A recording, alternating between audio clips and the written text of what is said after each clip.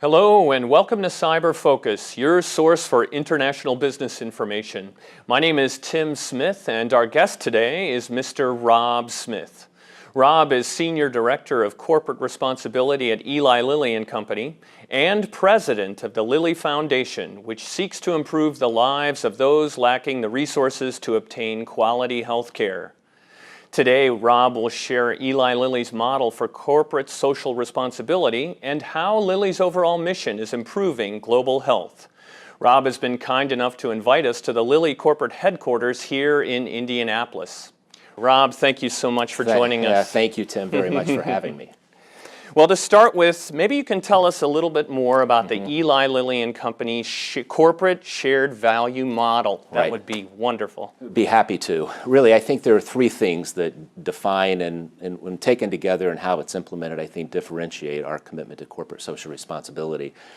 First and foremost, we're deeply focused on driving impact with our activities.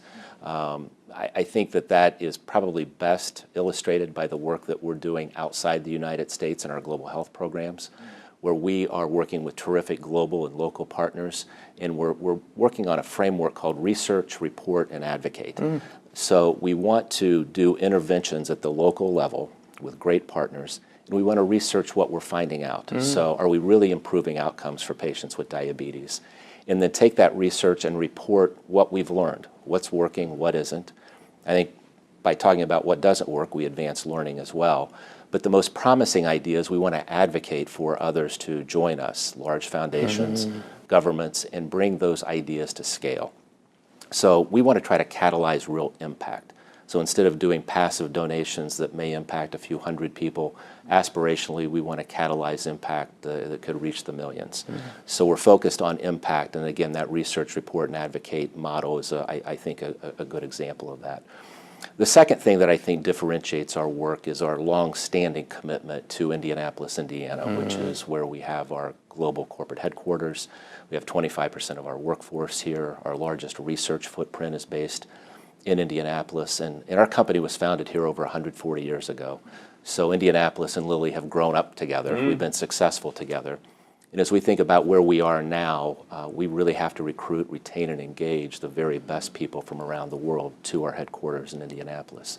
In fact, it's estimated that there are 50 languages fluently spoken at our headquarters site and research site that we're sitting in now. Amazing. Yeah, so and recruiting that talent obviously is made easier if we're operating in the context of a strong and vibrant community. So it's not only the right thing to do, but we think it's also important for our business. The third thing that I would briefly mention is that we are very purposeful about involving our employees in our corporate social responsibility activities. On the simple side, it's matching employee donations, having very generous policies around leave and opportunities for individuals to volunteer in their communities. But we also have global programs that can plug our employees in. We have a Global Day of Service that we have 20,000 employees volunteering in their communities, one of the largest of its kind. We have a program where we send at least 100 of our people abroad on volunteer projects in low-resource settings. Since we launched that, we've sent 1,000 Lilly employees on 2-week assignments. They don't have to take vacation time. They don't have to pay for it. It's all company-sponsored. So we really try to get our employees involved because at the end of the day, we know that we can make contributions with our financial resources.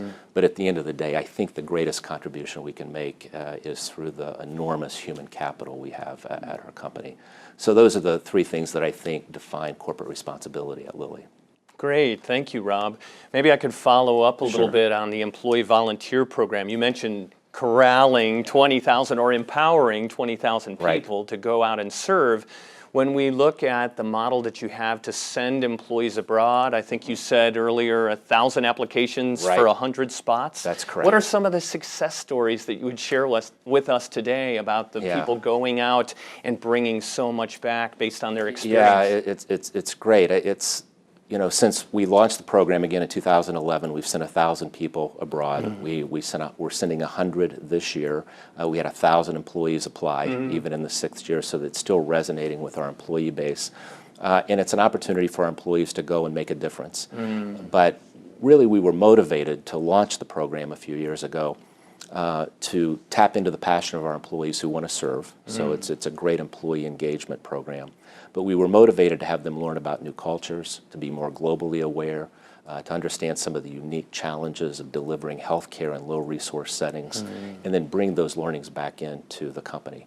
And we're really seeing that. I think it's a great developmental program for our colleagues to position the company for the business opportunities in the future, which won't just be with the 2 billion people on Earth who currently have access, dependable access to our medicines. You know, how are we trying to expand access for the other 5 billion on Earth who have intermittent or no access to health care? And to get our people out into that and learn and bring those opportunities back inside the company, I think it changes the mindset. It makes us more innovative and more aware. So I think that's really important to do. I think maybe a bit more esoteric, but it's been gratifying to see the relationships that have been built of the people who go and volunteer together. Generally speaking, we send 8 to 10 people to a particular site to volunteer, and almost always they don't know each other. Okay. They come from different functions in different countries around the globe, and they all converge at one location.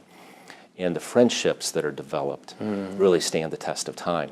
So the friendships, the networks that have been built around the globe through this program, I think it makes us more efficient, more effective. You know, when you have a large organization, it's easy to get siloed and focused on what you're doing, but we really need to interact. We need to connect, and that's hard to do. And you need to be purposeful about that. And I think that this program has played a role in building those relationships as well. And if you don't mind, I suppose one other thing that I would mention on a human level, it's really gratifying that we've had so many people come back from this experience and say, this was the experience of my lifetime, that I've been able to go do this and to learn, and that they've been motivated to serve even more in their own communities or engage in activities where they're continuing to still support the communities in which they volunteered. It's really catalyzed really tremendous community service, and that's been really gratifying to me. That I think it's helping our company, it's helping our people, but it's also playing a small role in making the world a little bit better place. And what a wonderful definition of shared values in serving one another. Both win. Exactly. And both are involved in the process. Absolutely. That's Great. right. Thank you, Rob. What advice would you give to an organization that is just starting to look at their corporate responsibility and would be interested in adopting the shared value model? Yeah, I think I would. Michael Porter and Mark Kramer deserve tremendous credit for coming up with this idea. And it's not any more complicated than thinking about a win-win. So it's not really a new idea, but I think the value that they brought is to create a common nomenclature and to really rally the business community around the ideas. So I would really encourage people to think about the Venn diagram that they share of the 3 circles. Think about your business expertise, business opportunity, and societal need, and think about the intersection of those 3 things. And that can be a very powerful staging area to generate new ideas and innovation that can help your business but also help society. So I would make sure that it's not just a corporate responsibility team or a philanthropy team doing this, but it's really tapping into the central energies of a company. The corporate strategy group, business unit leaders thinking about that intersection of where shared value can be delivered. Try to compare notes with other businesses who are doing this. Oftentimes it's not competitive at all. We're all trying to learn from each other. There's a shared value initiative that's available online, and companies can join that. It's a great opportunity to learn from others. And I guess the final thing that I would mention is just it's important to stick with it. The societal challenges that we're all trying to deal with as individuals or business leaders or government leaders, they're all very complicated. But I think that we have to stick with it. And in my view, this has to be a powerful component of the future of capitalism. And I think it has to be a very important component about how we solve common problems. The business community has unique expertise to bring to bear. And if we can work together, I think that we can make headway against a number of social ills that face us here at home and abroad. And it sounds like you're doing exactly that. That's wonderful. So what's the next big challenge, perhaps for the foundation, as you look Right. across the globe and try to solve some of these ongoing issues? It's a very good question. I think one of the things that companies have to do is really narrow down where they have deep expertise and can deploy that expertise to make an impact. For us, for example, one of the key parts of our business now and going forward will be in the treatment of diabetes. Which is an enormous challenge. I think a lot of people associate that as a disease of more affluent nations. Diabetes is affecting every country on earth. So, for example, we're actively engaged in China, where a lot of people get good diabetes care, but it's in the large urban centers. What we're trying to do is invest in healthcare workers that are not in the major urban centers to better train them to diagnose and treat diabetes. There's real business expertise that we can bring to bear that helps our long-term business context, but officials in China estimate that there are 100 million people in China with diabetes. My goodness. I mean, it's a staggering number just in absolute terms. And they're worried that if they don't get ahead of this, it's going to obviously negatively impact a lot of people, but it's going to create explosive costs to the government to be able to deal with the disease and the complications that follow from untreated diabetes. So this is a great way for us to think about where we have deep expertise. We can help through financial contributions and volunteerism, but at the same time strengthen our business context in a very important market. Okay, thank you, Rob, very much.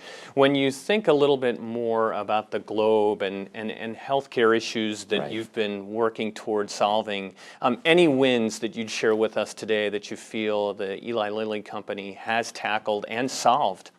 Yeah, it's always a work in process. Okay. I mean, these are enormous challenges.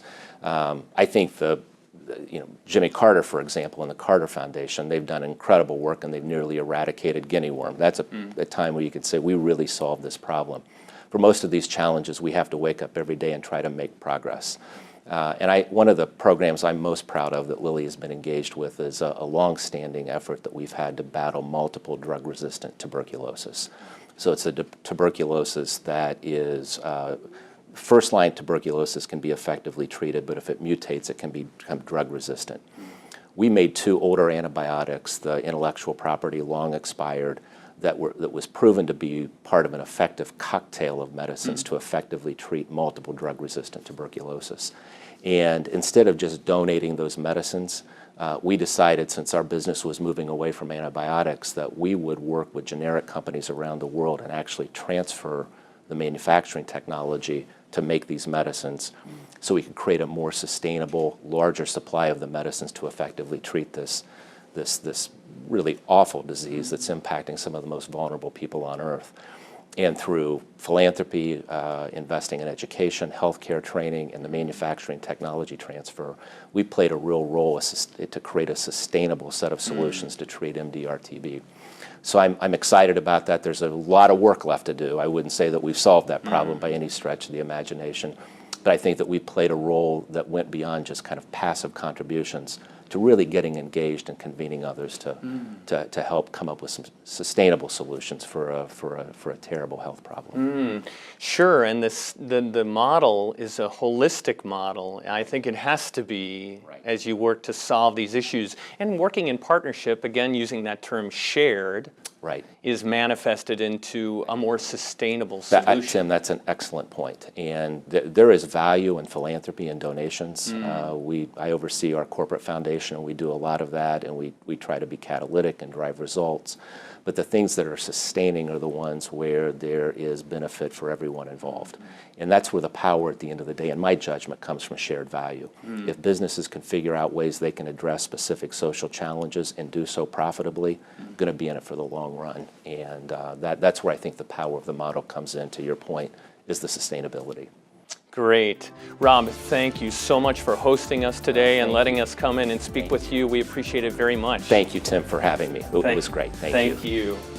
That's all the time we have for this edition of CIBER Focus. Thank you for tuning in. If you have any suggestions or comments for future topics, please email us at cyber, that's CIBER, @indiana.edu.